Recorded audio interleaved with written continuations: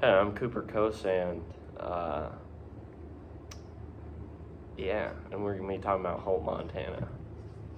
So I got a few questions for you here today, regarding Holt.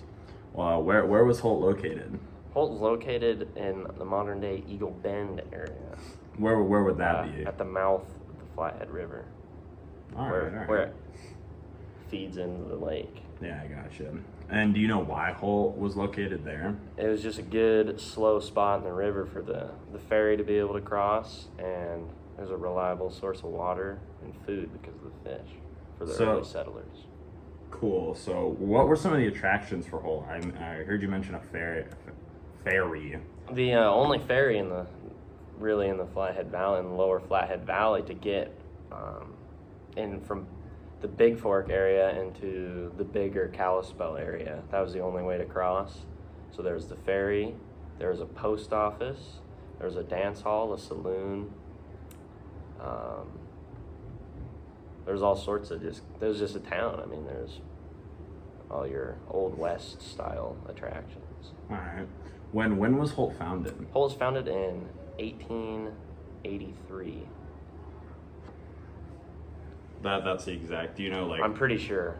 You're pretty sure? I'm pretty sure. All right. Can you describe the history of it and businesses, events and historical? Yeah, the first recorded event of Holt was a Native American battle that took place in that area, and then the white settlers came and they just kind of started building the town up, and I think in 1902 they got a post office, which was a big accomplishment for back in the day, and they just kind of worked their way up. Okay. What about this event do you think set it apart from other events maybe that happened during that time and area?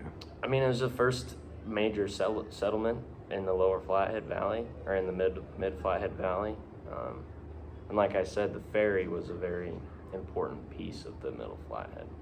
What was one of the biggest important things about this town? Definitely the ferry.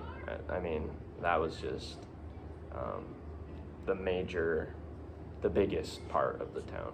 What did this town have? What kind of impact did this town have around the Flathead? It had a very big impact. My great-grandma was born in Big Fork, and she had to cross when she was little. They used the ferry. I mean, so up until, just only a couple generations ago, people were still using the ferry to get across before they built Sportsman's Bridge. What was all in the town? I heard you earlier mention something about a saloon and other stuff like that. Could you maybe go further in what all was in there? So it was kind of interesting because I used to live in Holt, and on our property there was this big barn, but actually it was a dance hall, a saloon, and the post office, and where you would go buy tickets for the ferry. And it was actually pretty cool because they were able to kind of incorporate everything they needed into that one building. Was the ferries, did they still do the ferry rides and everything while you lived there? Not while I lived there, no.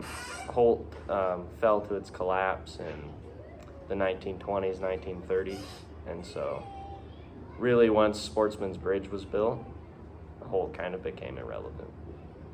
So is that why Holt, you think, the town came to an end? Yeah, because Sportsman's Bridge? The bridge was built, and they weren't getting that money from the ferry anymore. Okay. Well, all right, Mr. Cooper Kosan, that's all we got from you today. Thank you. Thank you. Doodles.